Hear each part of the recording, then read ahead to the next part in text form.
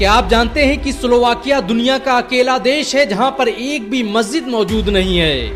ये दुनिया के उन चुनिंदा देशों में से है जहां पर मुसलमान मस्जिदों और मदरसों का निर्माण नहीं कर सकते। 19वीं सदी तक स्लोवाकिया में 200 से अधिक मस्जिदें थीं, जिन्हें खिलाफत उस्मानिया के खत्म होने के बाद खंडहरों में तब्दील कर दिया गया। मुसलमानों ने स्लोवाकिया पर 300 सालों तक हुकूमत की।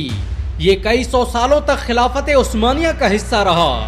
1526 में सुलेमान अव्वल ने जब किंग लुईस द्वितीय को शिकस्त देकर स्लोवाकिया को खिलाफत उस्मानिया का हिस्सा बनाया तो ये देश इस्लामी तहजीब व तमद्दुन का गहवारा बन गया। ये वही सुलेमान अव्वल थे जिनकी दौर हुकूमत में खिलाफत उस्मानिया का दायरा 3.5 मिलियन स्क्वायर किलोमीटर तक फैल गया था। उन्होंने ही सबसे पहले कुस्तुनतुनिया को खिलाफत उस्मानिया की राजधानी बनाया और स्लोवाकिया में इस्लामी हुकूमत कायम की।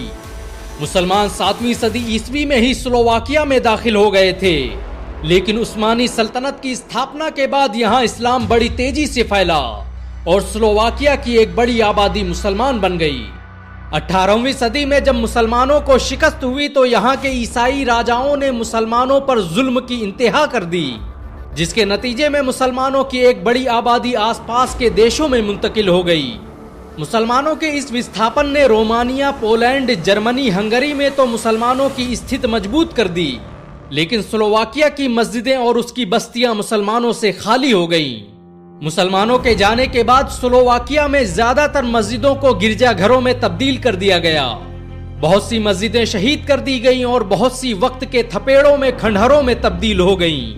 स्लोवाकिया में आज सिर्फ 6000 मुसलमान रहते हैं और इस देश में एक भी मस्जिद ऐसी नहीं जहां पर मुसलमान इकट्ठा होकर नमाज अदा कर सकें। स्लोवाकिया दुनिया का अकेला देश है जहां पर इस्लाम को धर्म का दर्जा ही नहीं दिया गया। 2016 में स्लोवाकिया ने एक ऐसा कानून पास किया जिसके मुताबिक जिस धर्म की आबादी 50,000 से कम होगी उसे ना तो धर्म माना जाएगा और ना ही किसी तरह की सरकारी सब्सिडी और सरकारी योजनाओं का लाभ मिलेगा। स्लोवाकिया में इस्लाम धर्म के अलावा हिंदुओं को भी उनके धार्मिक स्थलों के निर्माण और पूजा की इजाजत नहीं है। खिलाफत उस्मानिया के दौर में बनाई गई बहुत सी मस्जिदें ऐसी हैं जो अब खंडहरों में तब्दील हो चुकी हैं। इस देश में मुसलमान किसी भी तरह के धार्मिक प्रतीक का निर्माण नहीं कर सकते। स्लोवाकिया में गुंबदों और मीनारों का निर्माण करना कानूनन अपराध है। ये दुनिया का अकेला देश है जहां पर मुसलमान धार्मिक लीडरों का चयन नहीं कर सकते और ना ही इस्लामी तरीके से शादी कर सकते हैं। इस देश में मुसलमानों को किसी भी तरह के धार्मिक फंड लेने की इजाजत नहीं है। 2016 में स्लोवाकिया के प्रधानमंत्री रॉबर्ट फीको ने तो यहां तक कह दिया कि स्लोवाकिया में इस्लाम के लिए कोई जगह नहीं है।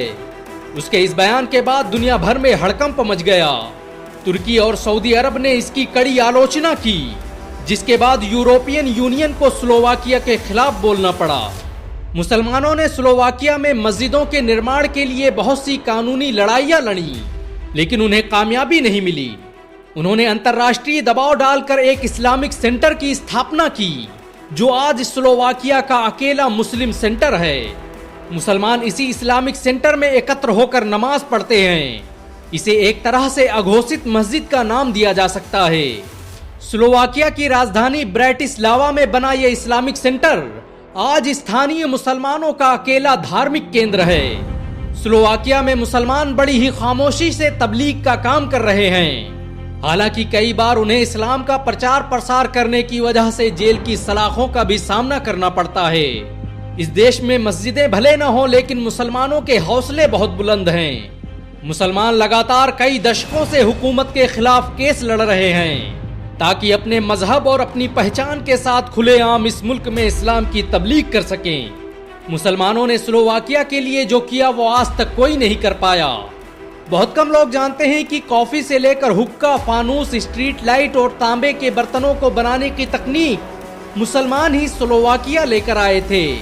मुसलमानों की दौरे हुकूमत में ही स्लोवाकिया साइंस और टेक्नोलॉजी के क्षेत्र में आसमानों पर पहुंच गया था। स्लोवाकिया में पहला अस्पताल मुस्लिम शासकों द्वारा 16वीं सदी में बनाया गया। ये मुसलमानों के असर और रसूख का ही नतीजा है कि आज भी स्लोवाकियन भाषा पर तुर्की भाषा का असर देखा जा सकता है। स्लोवाकिया उस यूरोपियन यूनियन का सदस्य है जिसका दावा है कि वो हर इंसान को बुनियादी हक दिलाने के लिए प्रतिबद्ध है।